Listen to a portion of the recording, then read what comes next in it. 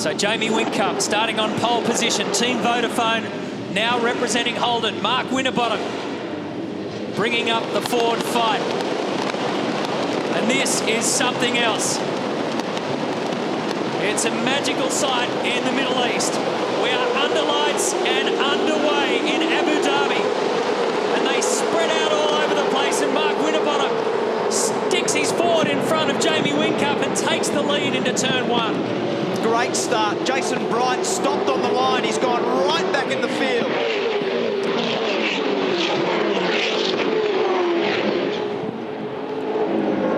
The clutch is stuck on the floor for James Courtney as well. And Carl Reindler had a tardy start at the back of the field. Down through the corkscrew. Oh, one of the cars has gone off on the side. It's Todd Kelly. Somehow he's managed to save it off the grass, back onto the tarmac, and didn't hit a thing. Good recovery. Jason Bright's gone from 5th to 5th last in that first section. Big lock up there. I think it was Shane van Gisbergen. Very good start for Mark Winterbottom. It was a beautiful getaway on the clean side of the road. So Winterbottom, Whincup, Will Davison, Lee Holdsworth, James Courtney. Around the back end of the circuit, down to turn 11. Van Gisbergen's reporting that he got hit from behind. We just saw a glimpse in the background of him before with a lot of blue smoke lock up at the front of the car. Gee, they've spread a long way in half a lap, but this distance between those at the front and those at the back is massive. Unbelievable. Garth Tander has made 7 spots in the opening 4 or 5 corners. His blood would have been boiling, wouldn't it? There's Rick Kelly. Through this amazing complex, the Yas Hotel 5-star gets the roar of V8s underneath it. So coming up to the completion of the first lap, and Mark Winterbottom has led the way. Brilliant start. He showed he had the pace in the top 10 shootout. There's Barguana in the Rock Energy car. Russell Ingall, as usual, throwing punches already.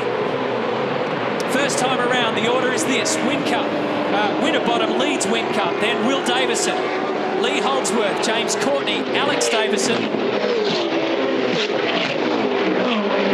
Craig Lowndes, Paul Dumbrell and Rick Kelly. Zinger replay at the start. And you won't pick it up, but you just see it now under the Yas Marina sign. Jason Bright stopped. Nobody got him. Very dangerous circumstance. And some bumping up there with Jason Richards and co. as you get into the first corner. On board now with Mark Winterbottom. An absolutely beautiful getaway. Hardly any wheel spin. And straight across the left-hand side of the circuit to control turn 1. Beautiful start. This is back down at the corkscrew. Keep your eyes on the right-hand side. That was Todd Kelly. And here he is again. He's backed up. So he's had to lose in the same spot that we've just actually picked up on there before. It's down through the corkscrew. And the drama that occurred on the first lap. Got some more drama on the second lap. Great first lap for Rick Kelly. Has come from 16th to 9th. Oh, bit of a bump. Courtney making contact with Lee Holdsworth there and making position. Now, I don't think he'll get away with that because he's actually bumped him out of position. And Neil, that's interesting he did that on the way into the corner. I just spoke to those guys about his clutch and I can see they're ready here to bleed it. They reckon it's just got hot and they said keep away from your clutch. So that's easy on the upshift, but very difficult on the downshift. So he may have some dramas into the corner. Yeah, good point, Larko. When they lock in gear like that, you can't get any engine braking going. Paul Morris up the inside of Todd Kelly at turn 6. And contact between the two guys. Todd off the road. Oh, and there's another spin there. That was Garth Tander. Big spin. That looked like wheel-to-wheel contact to have a violent turnaround. That you can see there on the right-hand side front. Big damage there. Around they go again. Winterbottom from Whincup.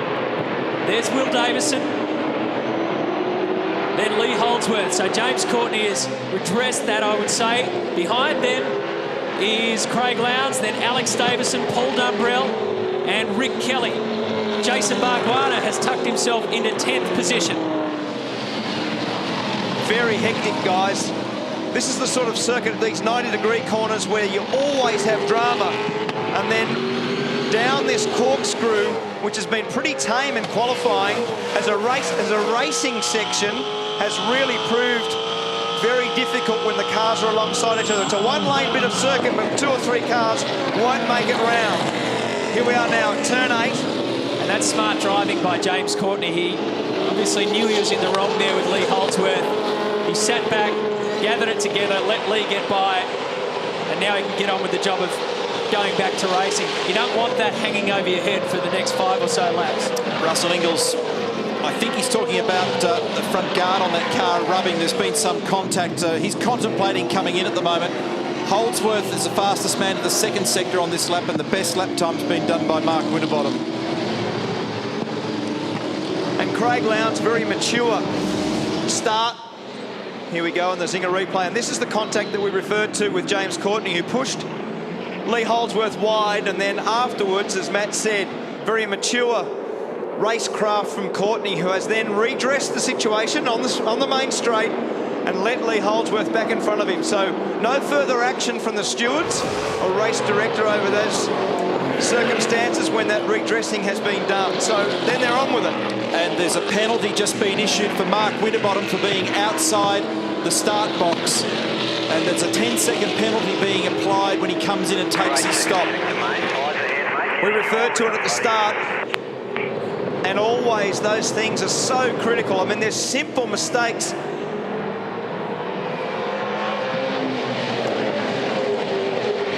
So Mark Winterbottom at the moment has the race lead by half a second, but he has a big 10-second penalty hanging over his head. On for young and old already. Season's only just begun. Back after this.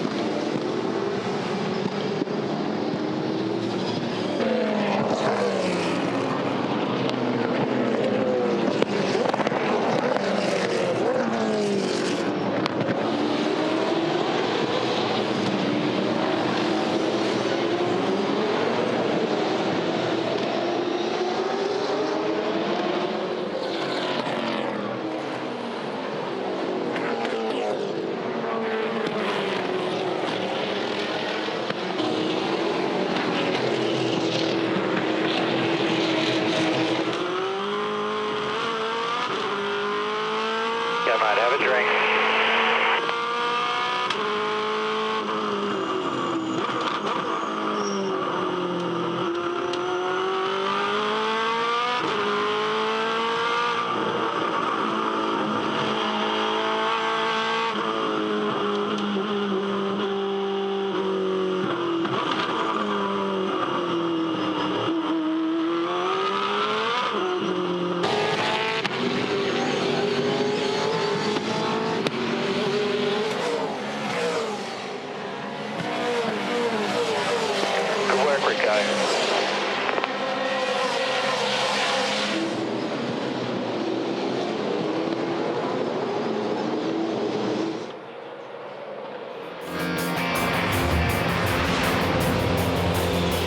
The V8 Supercars are ripping into this new season at this new venue, just as you'd expect.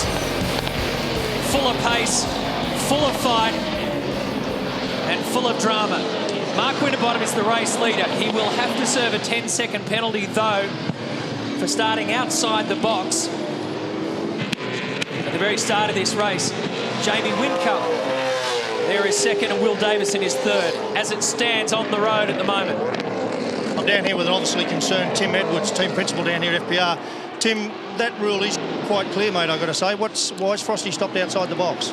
Well, it was, he stopped a little bit to the left. He didn't go over the line, so there was no advantage gained. So, look, I mean, he's obviously, there's a lot of paint marking out there on the track. He's obviously just been looking at the wrong thing and just pulled up a little bit to the left. I mean, there's no advantage gained out of it. So, the penalty seems quite disproportionate.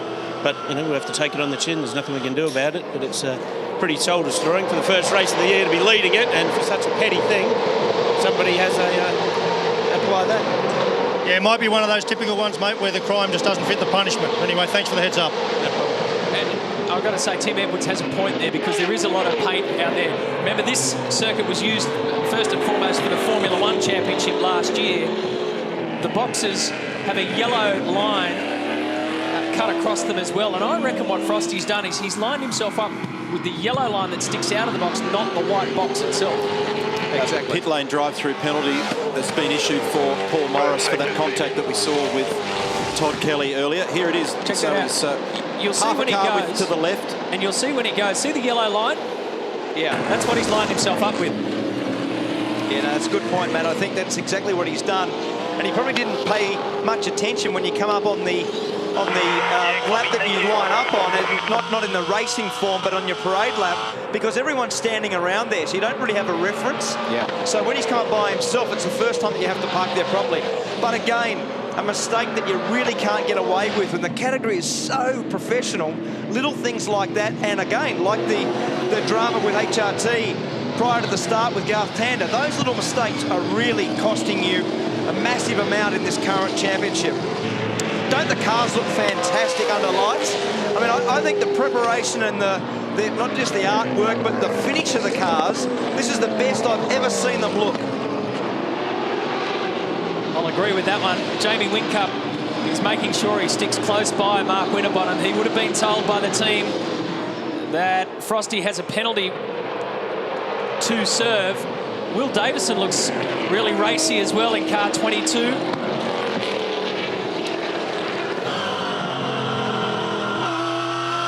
Lee Holdsworth tucked in right behind Will.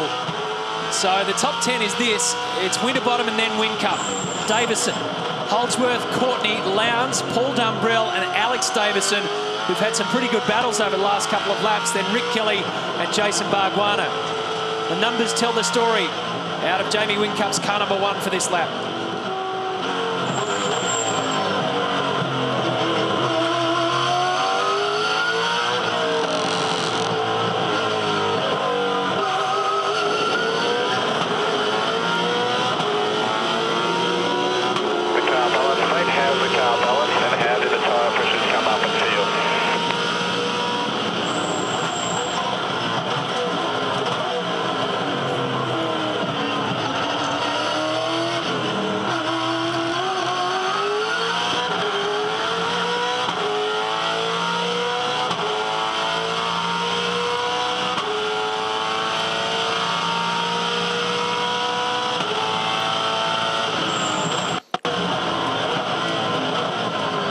He's going to get him.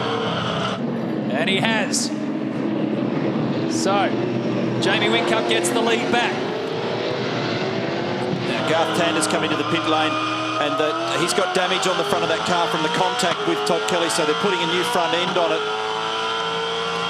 So that's going to delay them even further. So that's a disastrous start for Tander. The penalty after qualifying, and then the rugged start to the race. Lowndes looking very quick in position 6 at the moment, fastest to the second intermediate.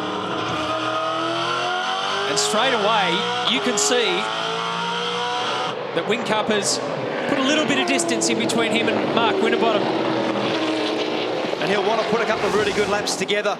This is a good pass, a good authoritative pass. He was up far enough, and Winterbottom gave him some room too. He knew that he was coming and made a really good, clever call on letting Jamie go. Well, Mark's got troubles of his own, hasn't he? He's got that penalty to serve, so you don't want to get yourself caught up in something you don't need to be. And if you, depending on when they take their stop and how that rolls out for Mark Winterbottom, if you look at the plus 10 seconds that he has to deal with, that's going to put him back at the back end of the top 10.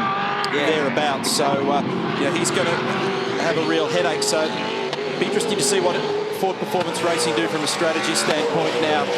Last lap around, by the way, Craig Lowndes posted the quickest of the race. And as we pick up on Craig Lowndes, there is a 2-minute 2, Holdsworth with a 2-minute 3, and Courtney with a 2-minute 3. The real interesting thing is how much that penalty that Garth Tander incurred before the start, how much the ripple effect affects you in a racing circumstance. You end up way far back.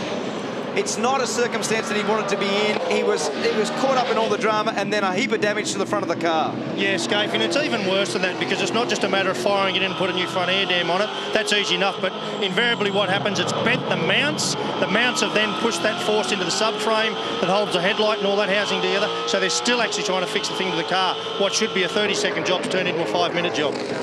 Yeah, so exactly right, Larko. That part of it, sometimes the penalty is more than just the spot that you're in on the track. It's all the drama that comes with it.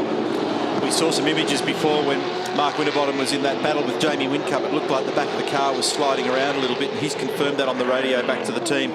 Just punched out one word: oversteer. So they look for an adjustment when they bring that car in, either a little variation in the tyre pressure as Craig Lowndes peels off for his stop, or maybe even a rear roll centre change. Oh, Craig, he went pretty close to the rivets on that fence then, didn't he?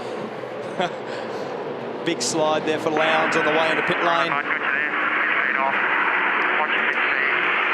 And something that team has been very good at over the last couple of years, making sure that their in-laps are very fast and their out-laps are as well. Lowndes, as I said, had done the fastest lap of the race up until that point. Just as he pulled into pit lane, Jamie Whincup crossed the control line and lowered the mark, 159.886. For Jamie Whincup, he's got a 1.3 second lead over Winterbottom. Lowndes in. Rear tyres only. Fuel. Very nice stop. Russell Ingall and Michael Caruso also in pit lane. That's Caruso back there. Gary Rogers Motorsport with Fujitsu sponsorship. This is something, if you weren't with us in qualifying, something different. Through the tunnel, underneath the main circuit. And check out Craig Lowndes on the Zinger replay. Whoa, just come in that way, hey? Now, what these guys are doing is working back from the end of the race with their fueling. So they've got another stop to go. Rather than running the fuel down to the end of this initial tank load, they're looking at what it takes. There's the front of Garth's car. Gee, they've lost a massive amount of time. Whincup, incidentally, has broken into the 59s, a 159.8 on that lap. So they're working backwards now. And a slightly different strategy to some of the other cars out there. But this man, Jamie Whincup's put a big stamp already. You're going to have to beat me yet again. More from Abu Dhabi after this.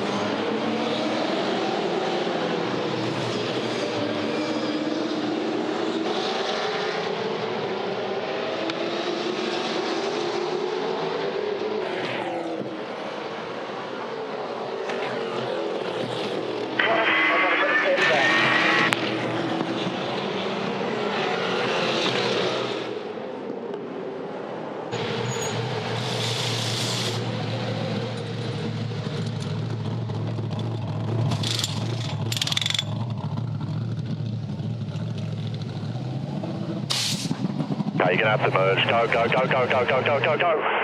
Yeah, nice work, mate. Good job. We're back at the Yas Marina circuit for the V8 Supercar Championship of 2010, our season opener, where Jamie Whincup leads from Mark Winterbottom, Will Davison, Paul Dumbrell and Alex Davison make up the top 5. James Courtney and Lee Holdsworth came in opposite, as in Lee was in front of James, and now James has got his way back out ahead after the pit lane shuffle. They've had a rip-roaring battle in the first 10 laps of this race. They've had contact, James redressed it, and then they've been battling the whole way. When they came in, probably when they came into pit lane, it took Will Davison, or took Lee Holdsworth out of the back of Will Davison, because Lee was really starting to put pressure on Will. And I reckon the whole HRT team would have been pretty happy with that. So good teamwork from Jim Beam Racing to process James Courtney, get him out in front of Lee, although it's very tight on the release. Lee had to fan the throttle just to drop in behind. It's cost him a track position. Meantime, Craig Lowndes done the fastest lap of the race at 1:59.6. Now, you heard me make mention earlier in the broadcast about Shane Van Gisbergen's problems. We saw him locked up, and here's Stephen Johnson in the back of that car. And we also heard Russell Ingall talking about some damage on the front and the guard rubbing. And now there's some explanation as to why all that's occurred. So that's the reason Shane dropped back, and the reason why Russell has been speculating whether they needed to pull the guard off the front of the car. And Giz now in. In the middle of all that drama, Craig Lowndes' early stop and some good lap speed has actually put him out in front of James Courtney and Lee Holdsworth. It's released him. So he's jumped those guys with very good strategy and good car speed. Good in-lap, good out-lap. Exactly. Yeah, and took him away from it all. Line up on me. So here's Will Davison. Rob Crawford talking to him there. Stop on me. You don't normally see in this light, you don't normally see that exhaust colour. This light brings all the features of the series. Here we go. Good job, good job. Nice getaway, nice stop. And here they come. You can see in the background up there is James Courtney and Lee Holdsworth. So this rejoin will be very interesting. And it's weird, isn't it? Because they pop out a couple of turns further down, up towards turn 3. Check that out. He's made ground on everybody. Will Davison's made ground on everybody there. In fact, he's gapped Courtney by a long way. Now, maybe the fuel load, maybe they didn't put quite as much in as a consequence of that, because he really has gained 60 or 70 metres of on-track car position. And got to be a little bit smart about the way. Good job, nice and smooth. Pace is good. About the way you come out of the pit lane and deal with that tunnel and rejoin the racetrack, because you've got stone cold rear tyres. They come up quickly, being excited by 600 plus horsepower, but just the same, you gas the throttle up at the wrong time in that tunnel and you'll do the wall of death pretty quickly in there. Absolutely, and there's great time to be made. So it's one of those ones, Neil, where you can see the guys come out of here now as Ingall and Michael Caruso coming out. Ingall, big right front tyre lock, and with fresh tyres on the back, big understeer. So Caruso gets a spot based on Ingall's. Here we go, in car with him, right over the inside curb, out into that abrasive stuff that Mark Larkin has been referring to, and runs wide at turn 4. Now, also the word has come through from Rob Crawford at the Toll Holden Racing team to Garth Tander, who's 9 laps down on the leader, come in and park it. So Tander's getting out of the car. On board now with Rick Kelly as he pulls up for his first stop. Fuel going in, rear tyres. We're going to be clear. Get yourself ready. Get yourself ready. Okay, you're going to have middle lane, middle lane. Middle lane. Go, go, go, go, go. You're right, you're right, you're right. Good stuff. So a lot of instruction. A lot of instruction there, and you can see how technical all that is in terms of Rick trying to break all that down, get himself organised when the car comes back onto the ground. And just have a look at this now. This is this car park feel. Down the hill, around to the left, very gentle. As Neil said, on the throttle gentle, little slide, up to second gear, and up the hill out of the tunnel, back onto the track, rejoining on the exit of turn 3. So there's Rick Kelly coming into turn 4 now. And and lots to do. When he dropped it on the road, you heard him blending back into the fast lane in the pit lane. Then it's resetting the brake bias on the car, resetting the rear anti-roll bar to cope with the change in the fuel load. Temperature's changing all the time. It's down to 25 degrees now, air, and in comes Tander. The asphalt is just a little over 30 degrees. So these are vastly different numbers to the way that the boys dealt with the track in qualifying, and Lowndes continues to blaze very fast, a 1:59.5 on the last lap, so it's lap record after lap record. A couple of hours ago, this is the last thing you would have expected to happen to car number 2. Big moment there for Paul Morris, out of turn 3, or out of turn 2 into turn 3. Does a big shortcut across the grass and up the inside of the tyre. That was a big moment. When the car gets away from you there in 4th gear, you're going very fast. This is another problem that Garth has got. So they've actually put it in the garage. There's something, I heard them talking about oil. There's something else going on here, and it'll be no doubt related. But we said it before, as Alex Davison in the pit now for 2 tyres and fuel. We said it before, it's a cruel sport like this. If you make a mistake and you have a drama, now he'll be battling not to stall this car, got away with it. When the wheel starts like that and you pick the clutch up, you've got some rear drive. When the car drops on the ground, it's very easy to stall the car. He did a good job to get the car away. So the question is, when will Jamie Whincup come in? His fastest lap time has just been eclipsed by Will Davison. We'll be back in just a minute.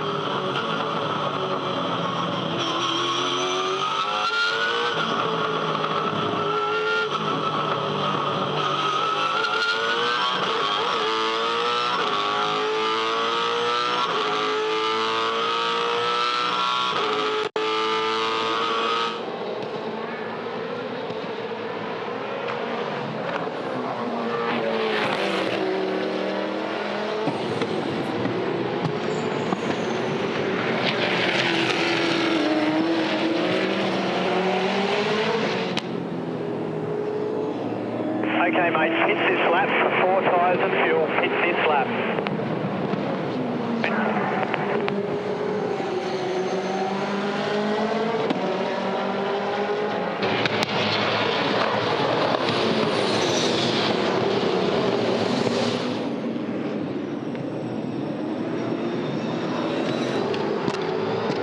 Work, mate.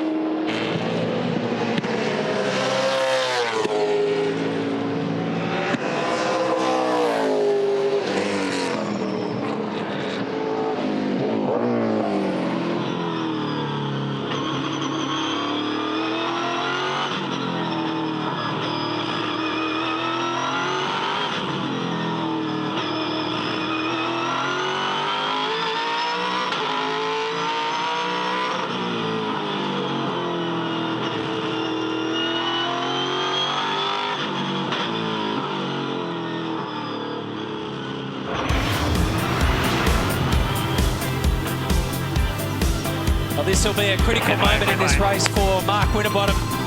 Coming into pit lane, his regulation stop, but he'll also have to serve a 10-second penalty.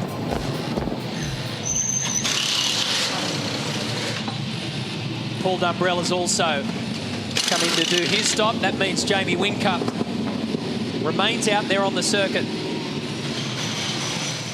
leading the race. Now he's serving the penalty.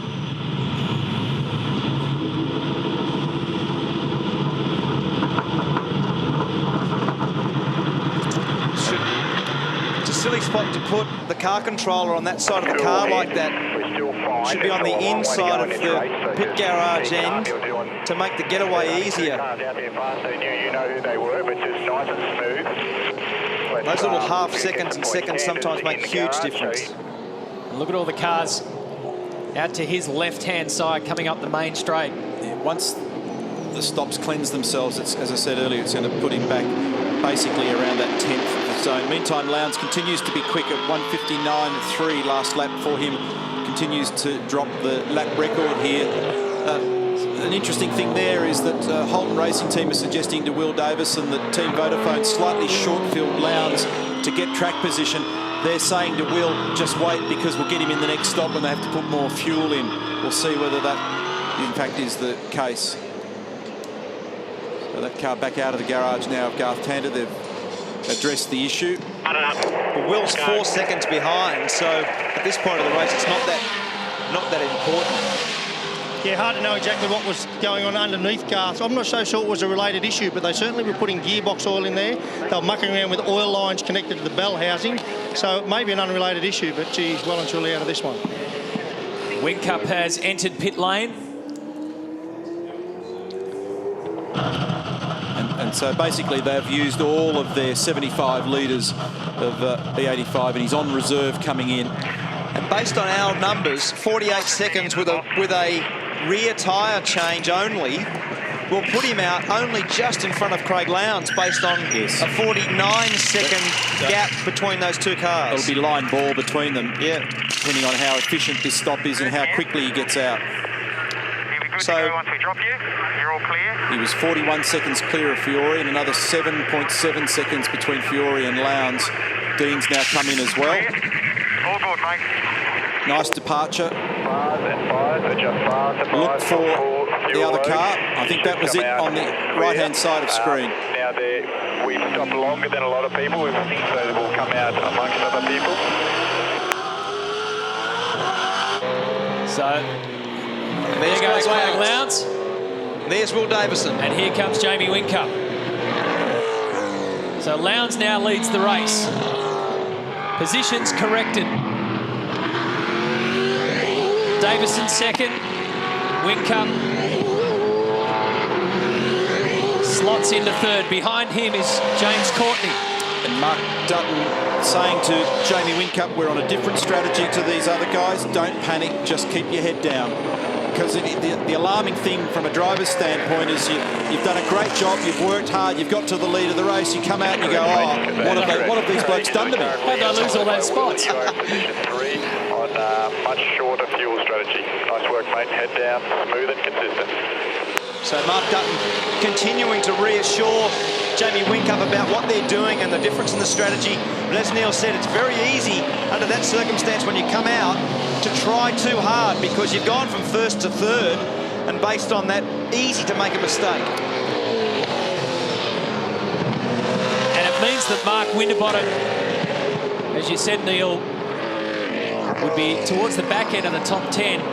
The net loss for him in positions is 6, effectively, because he had the race lead, remember, from the very start. He's rejoined in 7th.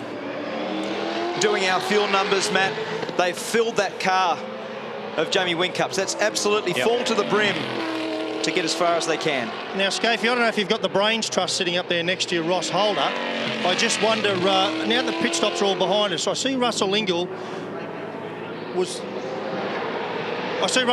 the only guy who put front tyres on there, mate. I wonder if you can get a time his outlap versus anyone else. Just give Ross, there's a propeller on his head, just give it a little spin. Be good to get an answer on that one, mate. Be really interesting, you know, to see if that really did pull him up going down that pit exit tunnel. Oh, Larko, you get yourself into so much trouble with some of the stuff you say. Sounded like his batteries went flat halfway through. Yeah, he did. He had a little wiring problem halfway through it. He had a little short out. Someone rubbed a magnet across his hard drive. Either that or heat stroke. Let's have a look at the way this field shapes up now after the first round of stops with another stop to come. Lowndes, Davison, Whincup, Courtney, Holdsworth.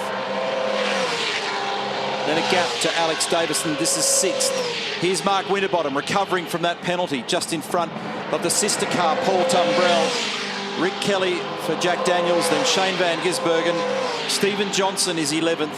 Jason Richards, Team BOC. Tim Slade, Wilson Security Racing. Jonathan Webb for Dick Johnson Racing. Then Jason Bargwana, Rock Racing Commodore. That's the top 15. Margin then back to Stephen Richards. Fabian Coulthard. Michael Caruso. Tony D'Alberto tucked in there in the Centaur Racing entry. Andrew Thompson. Jason Bright, who got fumbled on his pit stop. He went into the wrong slot at Brad Jones Racing. He did. Carl Reindler. Dean Fiore, Russell Ingle, Todd Kelly, Daniel Gaunt, Tony Ricciardello, Paul Morris, Garth Tander. That's your 29. And there's your race leader. A couple of the guys that you mentioned there as we were watching them all go past. It's great to see Paul Dumbrell up at the pointy end of the field this season. Behind the wheel of the Bottle entry in 2010 in car number 55. He qualified it in 11th as a result of Garth getting shoved down the end of the field. Paul started inside the top 10 and he's managed to go up a couple of spots. Somebody else that you mentioned was Tim Slade. Started 18th and he's now up to 13th position. The Wilson Security entry.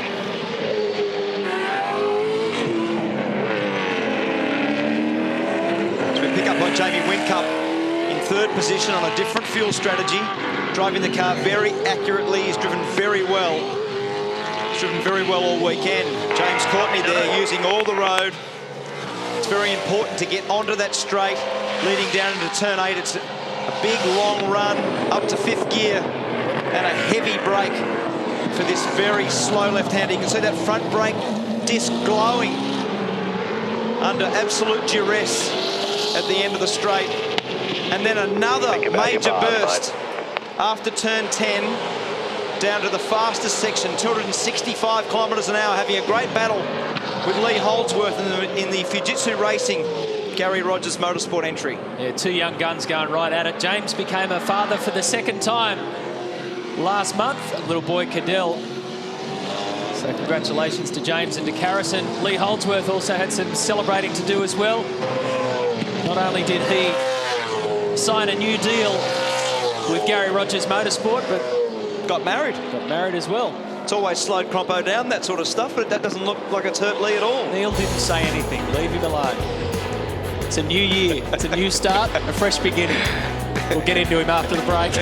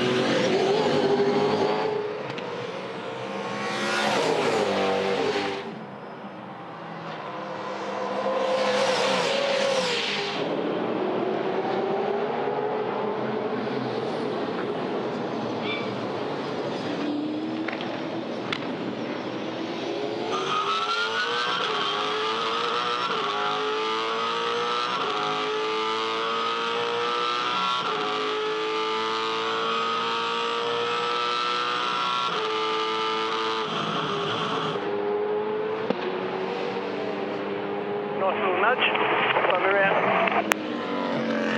That's all right, mate. Just settle back and do a rhythm.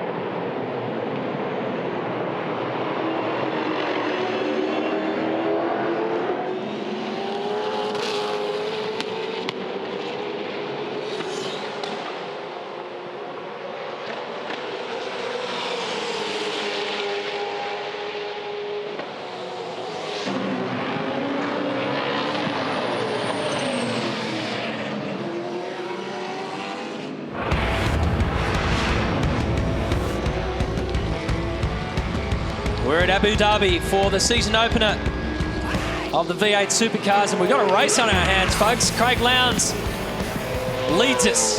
Will Davison and Jamie Whincup in our picture right now, second and third. Behind them is Courtney. Lee Holdsworth is fifth. And Whincup is putting plenty of pressure on Will Davison. These are the two guys who battled the 2009 championship out. I'm curious to look at the different character traits in the car here, Mark, and see where Jamie's making his speed. He's been taking massive slices of time out of Will, and you'll see where he's doing. Clearly, the car's got good braking performance and good turn in mid-corner grip. Good job, mate. Great job. Eyes forward. Just watch for lap traffic ahead. Good job.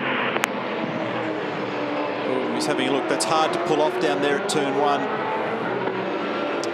That was Matt Nielsen. He actually made a little mistake there, Will Davison. He overcooked it on the way in. And Matt Nielsen was saying to him, eyes forward, meaning don't be looking in the mirror, just get on with what you're doing. But Whincup has taken a huge amount of time, as Neil made reference to.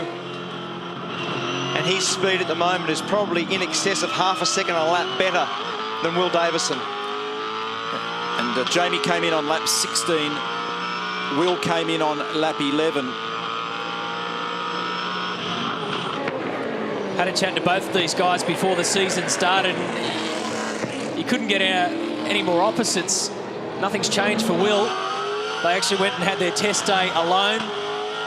No dramas to report. 5 seconds, and there's more than that in the fuel stop, so it's all good, mate. Steady as she goes for Will Davison. Just build on what I did last year. Jamie Whincup changes team, changes makes. Has to defend back-to-back titles. The challenges are getting higher and higher for him, and therefore harder and harder. Really interesting comparison between those two cars there. If you could look at that moment again, the very different role characteristics between the two cars. Massive difference between the way HRT have got their car set up and the way Vodafone have got theirs done. And we've made this comparison quite a lot over the last year or so, where the entry speed of the 888 cars has always been very good, and the exit speed of the HRT cars have been very good. So what Neil's made reference to is the stiffness of the cars in roll and the way the car actually looks from a dynamic standpoint. So they are achieving their car speed a lot differently. Now, Mark Dutton was just all up the inside. He's in a dive. Oh, that's ugly. He got away with it. He got away with it. Well done. Wrong side of the road for turn one, though. I think, here we go. Just have a little bit of Dodgem car activity. Yeah, and Will holds his ground.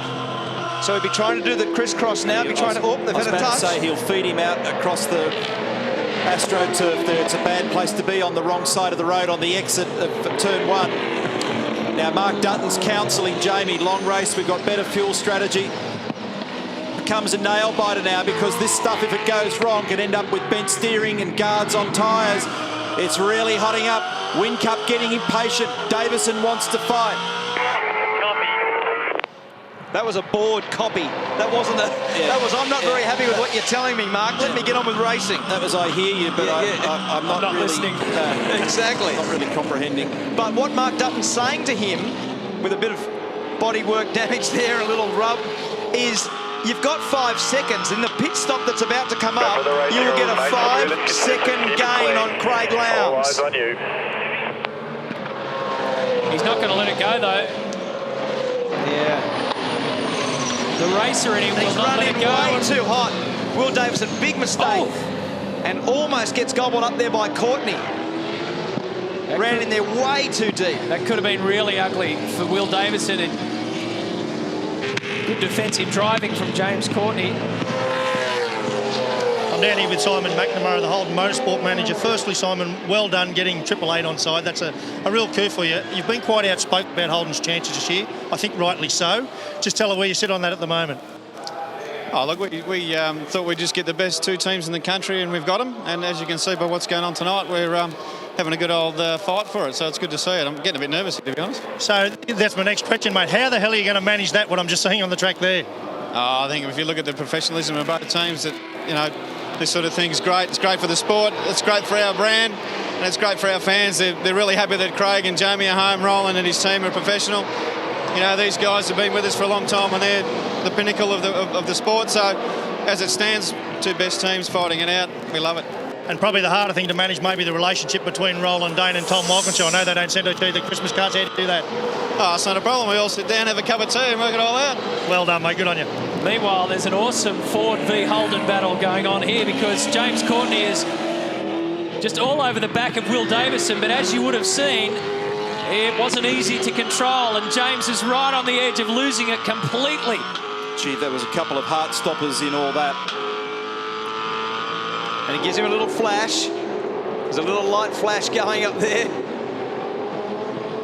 The pressure that Whincup put on Davison was extreme.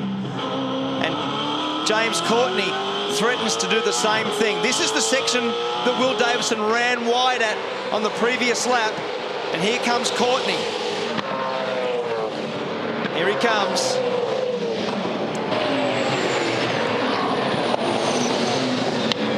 Gets it stopped this time, but with a bump.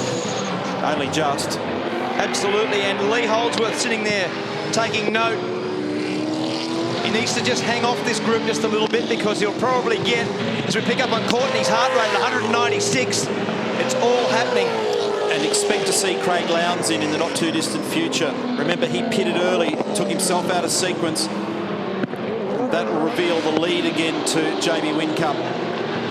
I don't know whether they changed Will's car in that pit stop, but it's certainly not as strong in this second segment of the race. James Courtney's car, however, is actually better than it was in the first part. This has been a feature of the racing over the last couple of years, boys, hasn't it? You release yourself from one battle, and there's always somebody there waiting, and this time, Courtney gets it done. That's a really smart move.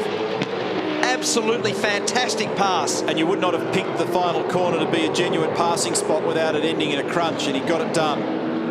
Precision stuff from James Courtney. He moves up to 3rd. And look at the gap that he's pulled straight away, Matt. And again, Davison will find himself in another battle, this time with Lee Holdsworth. Lee Holdsworth's braking ability, their cars stop very well, so look for Lee to get a good run onto either this first straight or the straight after turn 9. He'll be trying to position himself. No, he didn't get a good run out of turn 6. Here we go, Paul Morris. Up the inside of Ricciardello. And a little bit of contact. And around Ricciardello goes. Supermax raises. Getting a chop around the ears. This is the spot. As predicted. Got to get out of here. That's a good run. He got out of there nice and clean. And as long as he's in contact, at the end of this straight, look for Holdsworth up the inside. Will's pulled it across, he's blocked. Ooh. Both on the dirty side of the road. Good bit of driving from both guys there. Will moved across to block the racing line. Craig Lowndes in this lap for tyres and fuel. So pretty much on target as we expected. I reckon Gary Rogers will feel okay about what he's seeing here, especially the way that Lee has performed over the last couple of years. Exactly. Now, Richard Holway will be on the radio. This will be a big incentive for Lee Holdsworth, a very experienced guy, talking to him about this part of the race. And Scafie, the reason that Will is coming under attack, as we're seeing there, it is just the rear of the car. We talked about these cars being lively in the rear end. It's not that the tyres are wearing away, it's just that the car's too lively in the rear end and he's really struggling with rear end grip. Yeah, you can certainly see that, Larko. He's really battling to get the car turned in. Not long, not long. And that's Matt Nielsen just saying, hang in there, not long before you're back in again and you put some fresh tyres on, and they will make another change to that car for sure, because it's way too sideways everywhere. It's got battling for rear grip, and here's Lowndes. So remember, he's going to need a fair whack of fuel. Oh, doesn't really want to get that off. Lucky he's probably got some fuel time to get that tyre done. Yep. Still clear, mate. So Yeah, the fuel's the limiting factor. So here we go, 16 seconds, 18 seconds, 18.6, and out he goes. So the two Team Vodafone cars employing exact opposite strategies. Continue as you were with the fuel. One starting with obviously with a full tank of fuel, running to the end in the case of Jamie, basically empty. With Craig, they're working it the other way. They're kind of working back from the end of the race. They were looking for the earliest opportunity to bring him in and then sequence their fuel stops to get him in. In fact, we'll spend some telecast time either this weekend or in the not too distant future to explain those forward and reverse windows. So he finds himself in the middle of a battle between Tony D'Alberto, Andrew Thompson and Jason Bright as Michael Caruso exits pit lane. Back to this battle we go between Will Davison and Lee Holdsworth. This is turn 17, right up behind. And as I said, Richard Holway will be counselling Lee here to not make a mistake, not get involved in a drama, because his car speed's better than Will Davison's at this point of the race. But you've got to be mature about the way you make this pass. Very easy to have some contact as they both go in. That surprises me. I would have thought you'd hang one more lap. Maybe they're right on the threshold of fuel economy there. But Lee Holdsworth, this is a pressure fuel stop and tyre stop for both teams. Holdsworth came in on lap 10. So he's right on the cusp there. He couldn't have done another lap. It's always better under that circumstance to do another lap, as in your lap speed improving. I reckon Lee's got 39.99999 kilometres an hour set on his speed, and Will's got 39.8. Slow it down, slow it down. It ran in there on the marks. Well done. Good tyre stop there for Toll HRT. Put front tyres on this car at the same time. Got plenty of time to do the tyres because the fuel is the limiting factor, as Neil said before. Go. Nice getaway, and they're going to stay. They're going to stay in sequence. So good job from both teams there. Push on these fresh tyres. Got to push. So got to push, but he's got fresh front tyres on. Very easy to hit the fence coming out of this weird tunnel back onto this Yas Marina circuit. Matt Nielsen saying, gotta push. He's bold. Look at that gap, strong coming out for Will. So lap 27 out of 43. Jamie Whincup leads the way.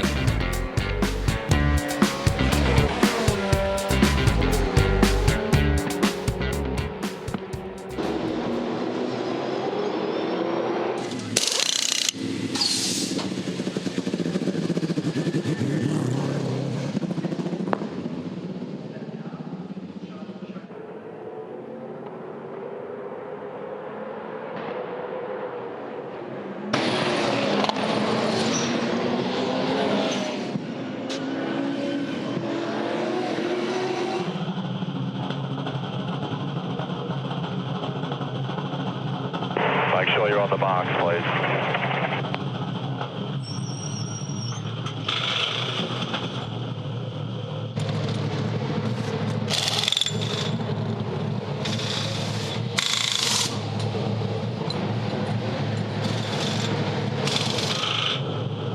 Okay, all clear. Okay.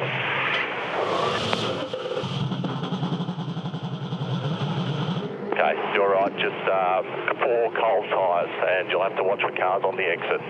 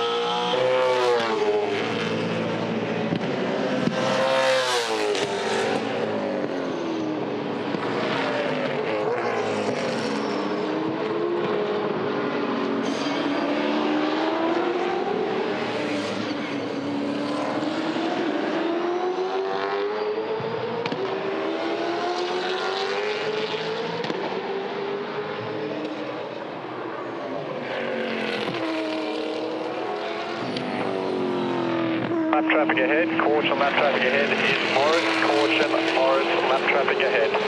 15 laps remaining when you complete this lap. Copy, thank you.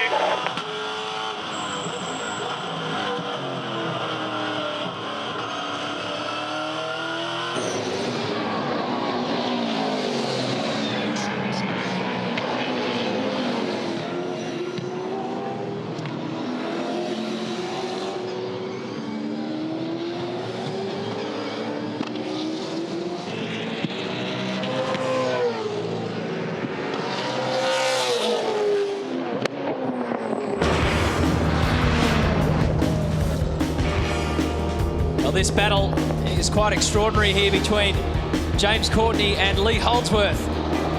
Continues to go.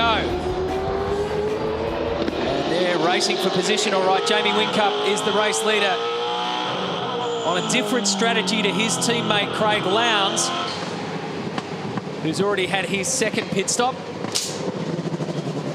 And that's Rick Kelly's car. Alex Davison there in pit lane and Stephen Johnson as well. So they've flipped around. So Alex is in front of Rick. Yep. Oh, that's it's an ugly moment to get into pit lane. Yeah, from the AstroTurf to the pit lane in 1 second flat.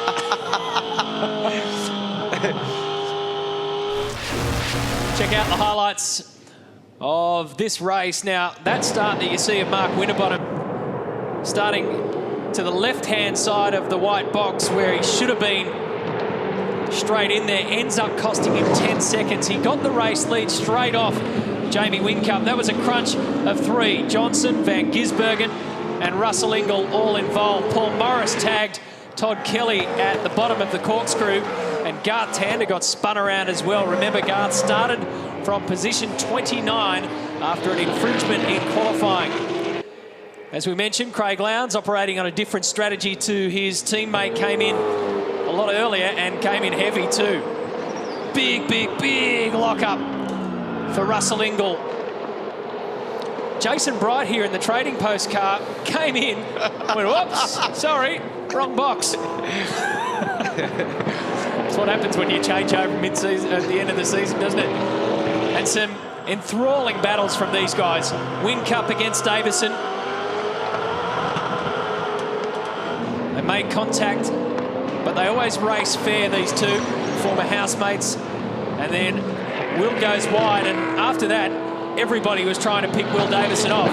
James Courtney did so, and then Lee Holdsworth joined in the battle as well. Meantime, James Courtney's quick out there at the moment after that last stop. Will Davison with a problem. The Toll HRT car is ground to a halt beneath the Yas Hotel, turns 18, 19. He's loosening the belts and getting out of that car. Engine failure, Crompo. Just reporting in, engine failure. Look at this. Massive amount of smoke and debris. Oil on the road there too. This will be an absolute drama. It's a massive failure. Watch this. It'll be a whiteout here. I would not want to be the car behind. Have a look at the car behind. Oil everywhere as Will Davison gets out of that car. These are championship changing moments at the first round in Abu Dhabi. So both cars in the wars. Oh, could not have been worse. Tander with drama at the start. Will Davison, lap 29. Rear tyres and a time fuel stop. Hello, you good with the time? Nice.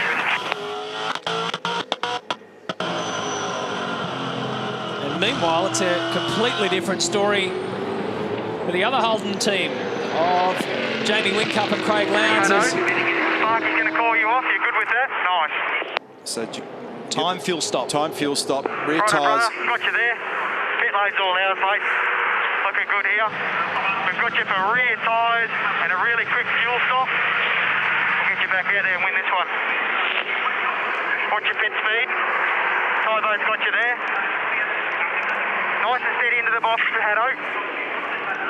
Very good communication. Excellent communication to the guy that is in contention to win this race. Well, they've got a game plan, haven't they? Come in, rear tyres, bit of fuel, go out, and you can win it.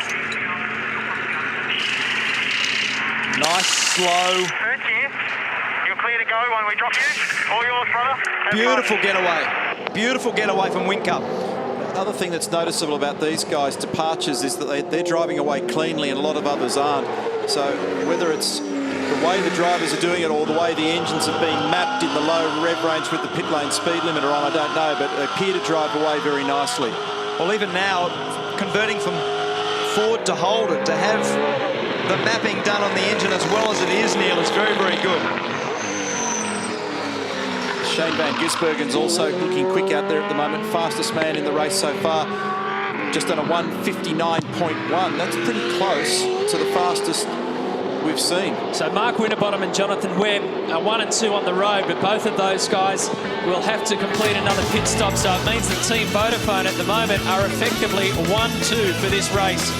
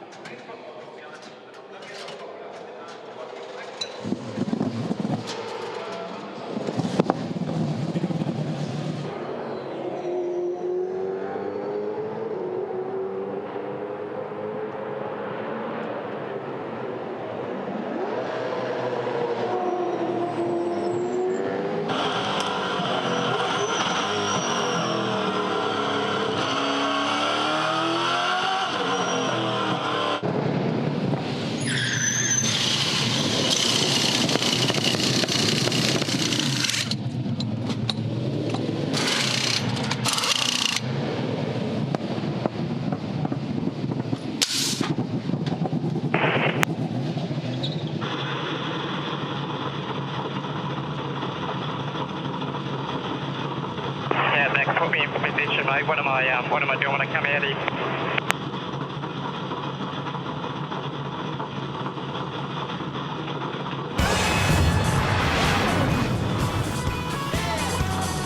You're riding with Mark Winterbottom as he leaves pit lane through the tunnel under the circuit proper.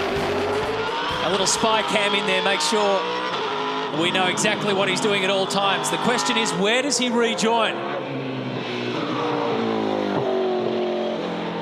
So Jamie Whincup and Craig Lowndes have already gone past. So that puts Winterbottom up to 3rd position. Yeah, in the background there you can see James Courtney and Lee Holdsworth. So that's a good run with a 10-second penalty that he had. They've done a very, very good job to get to where they are. It's a bit of a shame that we didn't have him in the race proper. Yeah, it would have made a big difference, wouldn't it? 10 seconds based on that. Lee Holdsworth has done a very good job. He's driven the car very straight and very well. Now, the funny thing is, we saw earlier on he was pressuring Will Davison, but a great stop from James Courtney has put him out in front also. So there's been some revisions to how those guys have been running based on their strategy and their pit stops. So Mark is 4th on the road, but that's an effective 3rd position. Jonathan Webb's at the front of the field. He still has to complete his 2nd pit stop.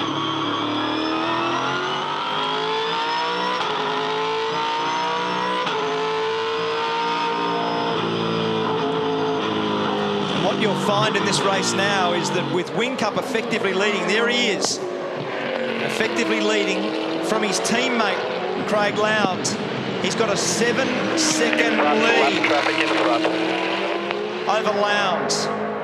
Behind him is Mark Winterbottom, who is another further 8 seconds behind. So this is the picture of what 7 and 8 seconds looks like. That's 7 seconds from Whincup to Lowndes. That's 8 seconds back to Mark Winterbottom. So had he not copped the 10 seconds, that would have put him in quite a vigorous battle with Craig Lowndes. I don't think he had a speed answer for Jamie, but he certainly could have offered up a battle. There's Courtney, there's Holdsworth, Craig. There's Dumbrell, there's Van Gisbergen. Van Gisbergen is 8th. Teammate Alex Davison. Right behind him is Rick Kelly. He started 16th, currently in 10th. Jason Richards, Steve Johnson, Jason Bargwanna, Tim Slade. That gets you to 14th. The next car is Michael Caruso. Stephen Richards. Fabian Coulthard in the Bundy entry.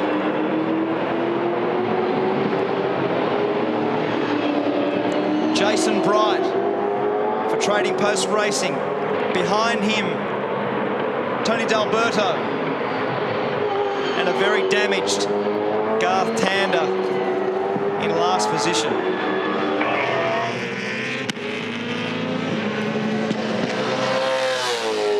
This has been a very, very good performance from these guys. First time out in Holden's. They've had to work hard to even get these cars prepared and get them in the air freight containers and fire them to this part of the world for 2 races that are very demanding for teams with new equipment. And as we've said all weekend, they've been extremely quick from the time they've wheeled them out. Great driving performance from he and Lowndes. 10 to go, Jamie, 10 laps remaining, 5.9 to the car behind. We lost a little bit of time to Ricciardo, but no stress. They're very aware too of the kind of pressures they were facing. They were aware that people are looking at them simply because of what they've been achieving over the last couple of years. Jamie Whincup's aware that the challenges are only getting higher and harder for him. But it looks as though they've responded already in the opener.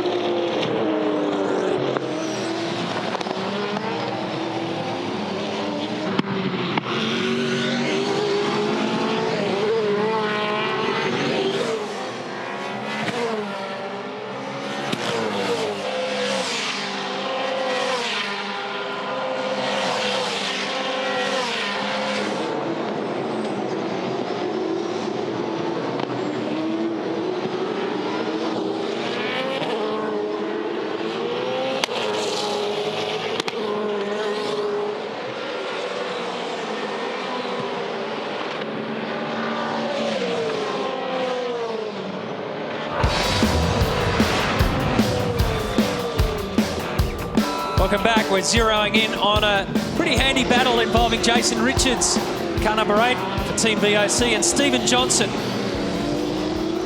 for the Jim Beam Racing team.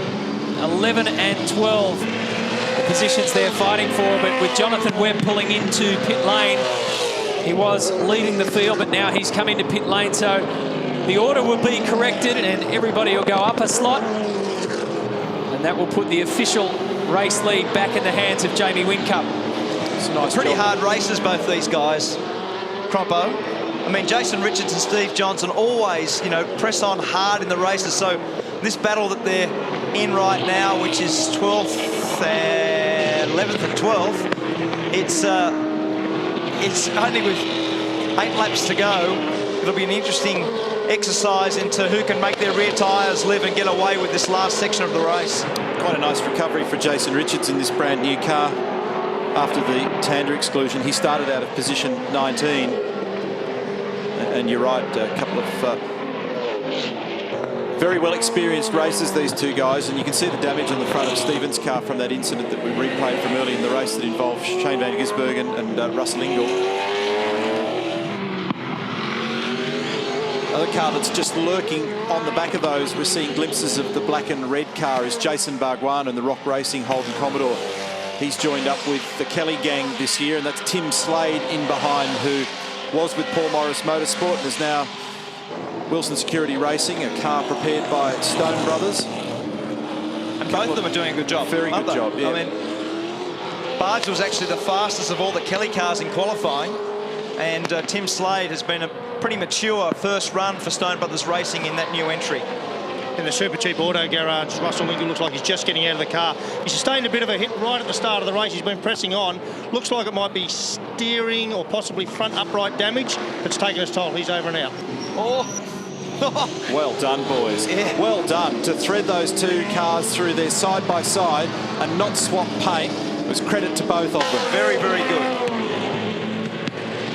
A little mistake there for Jason Richards, and Steve Johnson was able to capitalise, and then, as Neil said, to get through that little complex without rubbing was a great bit of driving from both of these hard chargers. Credit too to Jonathan Webb. Remember, I mentioned he was the last guy to pit. Well, he's rejoined in 8th position. He started in 15th. Fujitsu champ stepping up to the main game, and he's now inside the top 10 with under 10 laps remaining. He's been impressive all weekend, Matt. He really has. He's driven very, very well and has looked aggressive. He's been good in the traffic. I've been really impressed with him stepping up to the main game. Scafey, question for you, mate. It's about this stage of the race in years gone past that Trompo and I'd crash our cars and bring out a safety car. You did a few laps around here the other day. Seriously, mate, is there any way you could actually have a blue and hit something here? I mean, the runoff is so large. Yeah, the runoffs are big, Larko. It is one of those ones where modern racetracks like that are much different to some of the racetracks that we've grown up and driven around. Maybe it's sanitised it even a little bit too much, but it is a great racetrack in terms of what it looks like now, and what it looks like under lights really sets it apart from anywhere else we've been. There's not much runoff in that pit lane tunnel. No, exactly. I'm betting somebody's going to find the wall in there before we leave Abu Dhabi. A good story here for Jason Bargwana. The last couple of teams he's been at have shut the doors, and now he's got a renewed racing career for probably the 3rd time in the last 5 or 6 years, and he's got a real spring in his step, and so he should. He's at Kelly Brothers Racing. He's got a new sponsor on board with him. He's got a lot of experience, and now he says it's time to get some results back on the board. Jamie Whincup is our race leader.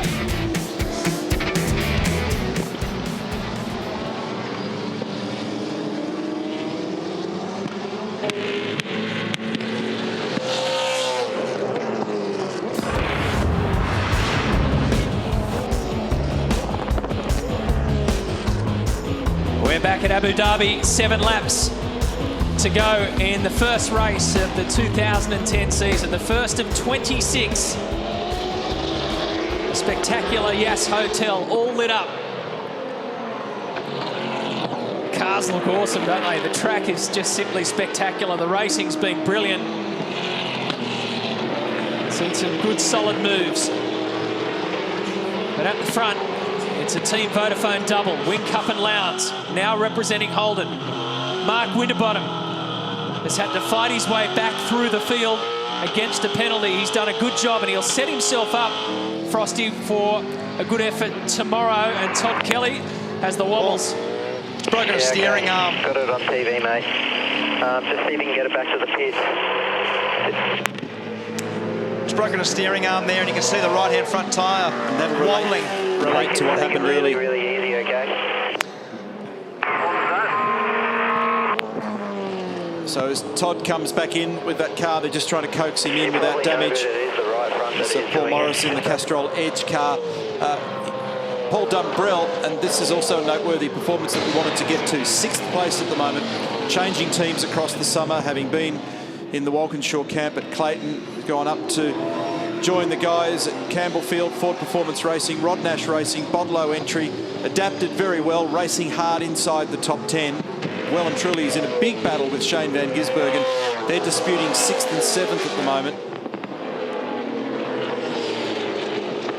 So qualified 10th, and there's Van Gisbergen. Oh, locks a wheel. Didn't quite make contact, but had a dive into turn 17. Paul turned across in front of him. I think there might have been a little moment, but didn't do anything in terms of affecting the balance of Dumbrell's car. But as Neil correctly pointed out, he's done a very good job all weekend. The car's been nice and smooth, as Paul Morris has been out there over the outside area between 20 and 21 for the last corner. We're going to go on board now with James Courtney, who has also done a really good job. This is coming out of turn 1 up to turn 2. Long turn 3. Big stop, turn 4. Down through the corkscrew. On the throttle. Use all the road.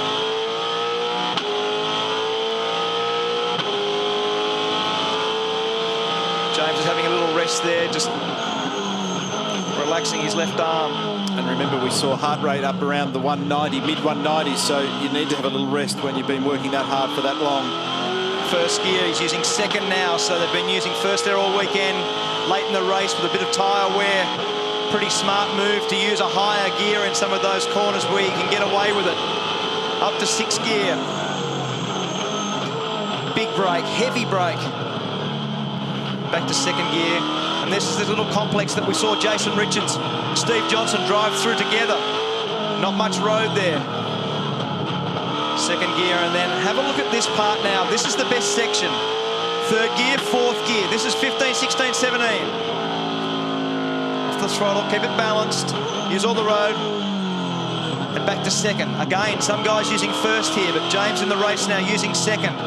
This is under the Yass Hotel.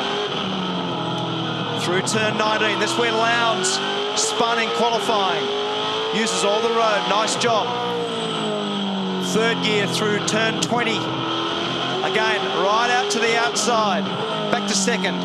Very late apex to come back onto the start-finish straight. He's driving the... Oh, big slide out onto the Vallelunga curve on the outside. 5 to go, mate. Keep thinking Just had a bit of a wheel spin. I was just about to say he's driving the car very well. And here's Van Gisbergen up the inside on the Zinger replay of Paul Dumbrell for position 6. He lets out hollers on the radio when he makes positional gains, Shane van Gisbergen.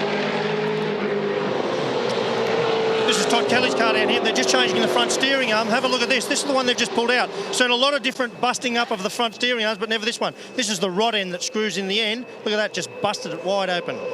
I've never seen that either, Larko. Those Heim joints are aircraft quality joints. And to tear one apart like that would be a huge amount of force. Yeah, 3.8 seconds is the gap Whincup to Lowndes, and they're starting to position for a form finish here. And Gizzy's on fire at the moment. He's driving the wheels off this thing. He's moved up to 6th, as we saw. And I can't believe the race. I can't believe how much distance he put between himself and the green Bottle-O car. Last time we looked up, he just got past him there. And 59.1 was the lap time that he did the fastest man. And it's a new lap record here, as I said before. And great shot at the front of Paul Morris's car there with the intense heat in the front brakes. I wanted to make the point about the gap to the leader from Mark Winterbottom. It's 14.03 seconds, taking into account the extra stationary time of the 10 seconds. And that would have put him, could have, should have in motor racing. There's been a lot of those stories, but it would put him in striking distance of Jamie Whincup. And maybe that battle will reignite tomorrow. They go through the whole process of qualifying. 4 to go, 3.9 to the car behind. Watch for lap traffic exiting pit lane.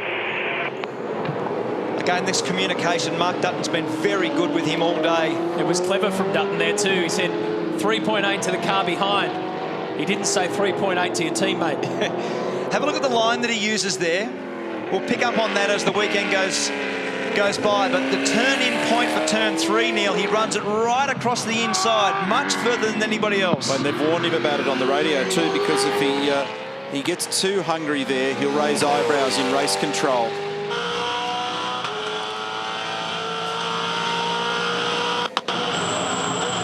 When you're at the top of your game, you drive the car very relaxed, and you have a look at the way that he goes about his business at the moment. There's no ugly little corrections. It's all nice and flowing.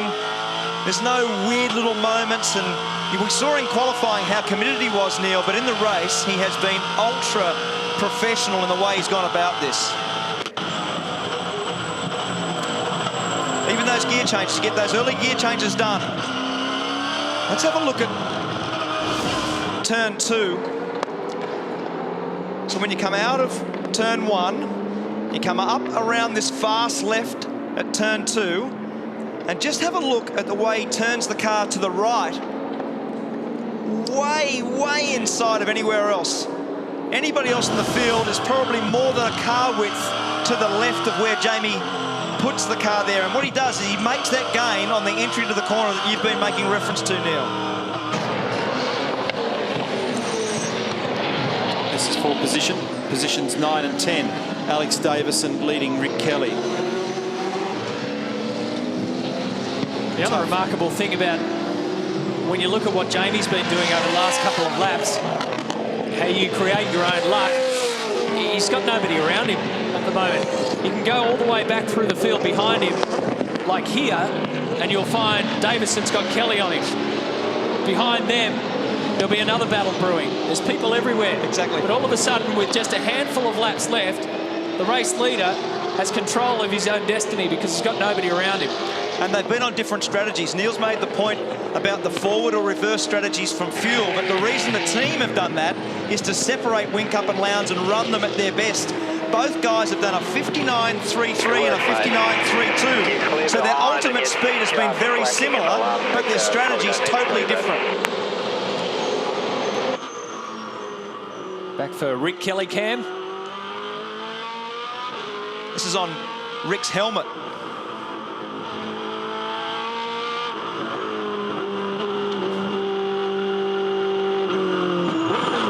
It's a great shot, isn't it? One of the things that we made mention of early was how difficult it is to get your bearings around here. There's 4 grandstands in this place.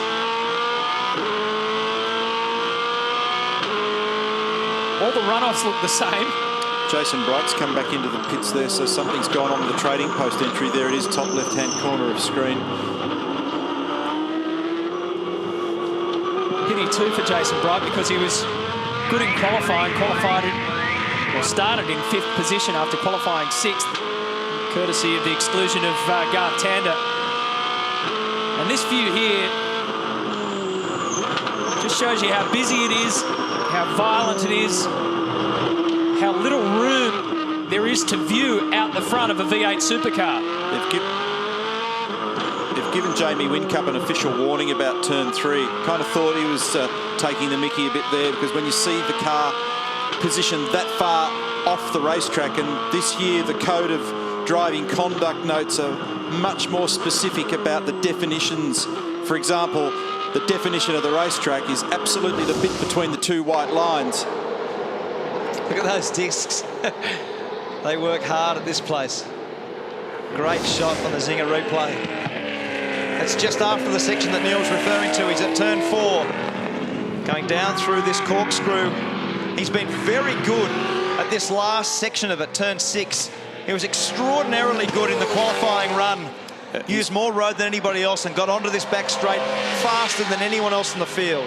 Yeah, his shootout lap was real perfection, wasn't it? It was beautiful work. He just drove the wheels off the car. I don't think it had a millimetre of performance left in it anywhere. He just absolutely squeezed every last bit out of it. It was great to watch. Beautiful work. Well, Mark Dutton's got a smile on his face with good reason, standing next to the boss. He had a lot to smile about in 2009 when his driver put together 6 pole positions, 11 race wins, and a back-to-back championship effort. You know, it's so hard in any sport, but especially this one, to keep yourself on an upward trajectory, especially when you're laying down things like 11 race wins. They've changed the grille colour in that car mid-weekend. Yeah, it was orange. It was orange, now it's black. The things you notice. Well, I made a comment about the fact that you can distinguish between the two cars. And I'm Now you sitting can't. here looking at the pictures going, hang on. Did you call him Craig? So it's taken you 41 laps to realise that was Jamie. No. It's an hour and 25 into this race, Cropper. Just thought I'd point it out. Come on, you set yourself up for that one. An hour 25. We just saw Rick To go, Kelly when we were on Jamie, one board. to go, 2.8 to Craig behind. Let's keep a smooth, clean lap, mate. Bring it home.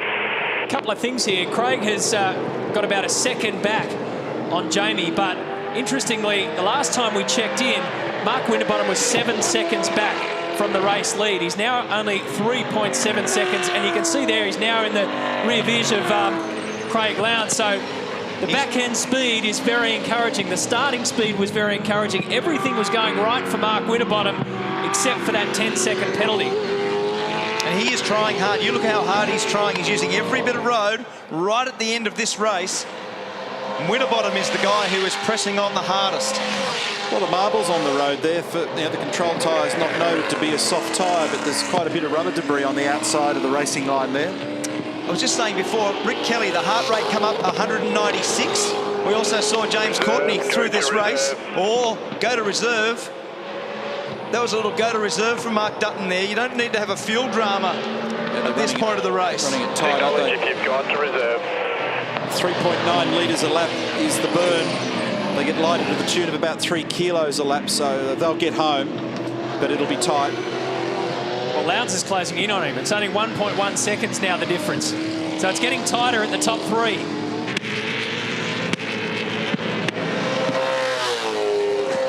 I'll get my point out about the heart rate in a second. 1 hour 27 operating at that level is a very, very heavy race as your first race of the If year. it's not working, make sure you're on reserve, mate.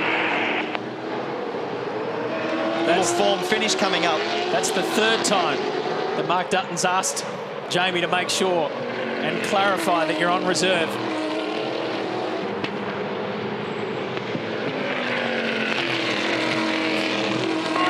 Oh yeah, 1 from 1. He's done it again. The spotlight shines on Jamie Whincup. 1-2. And a form finish for Team Vodafone.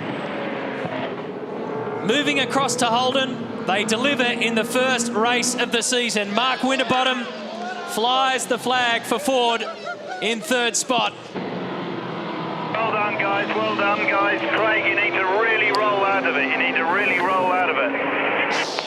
So Jamie Whincup has started 2010 exactly, I reckon, Jamie, as you wanted to. Congratulations. Thanks, Matty. Mate, it's been a great day. Pole this morning, and the car was fantastic in the race. We had a great strategy, and I'll tell you what, it's pretty cool under lights. Well, it looks fantastic, and the word that I mentioned to you after your top 10 shootout effort has probably got to be the same for this, relief. Do you feel that? Yeah, absolutely. There was a huge question mark over the car and its pace. Well, I'm sure the engineers don't think so, but I certainly did, and we come out strong. Car's a rocket, and just looking forward to 2010. I tell you what, your confidence must be sky high. Yeah, hey, that's as good as it gets. I've driven one of these cars for a while now, and that's as nice as one feels. So go the Holden, I suppose. Well done, Jamie. We'll see you in action tomorrow. Thanks, boys. Wow. The alarm bells are ringing up and down pit lane because Team Vodafone have started exactly how they finished 2009. They're back in business with the red cars. As we roll through those results, Mark Winterbottom apologised to his guys on the radio. He said it was a genuine mistake. I lined up with the yellow line. So your point was a good one earlier, Matty, that it was an innocent mistake. He misplaced the car. And it cost him. Garth Tander has had a day that he would rather forget. So too for Will Davison. But we're already underway now for 2010. One race under our belt. And Jamie Whincup, just like he did in 2009, has started the season perfectly.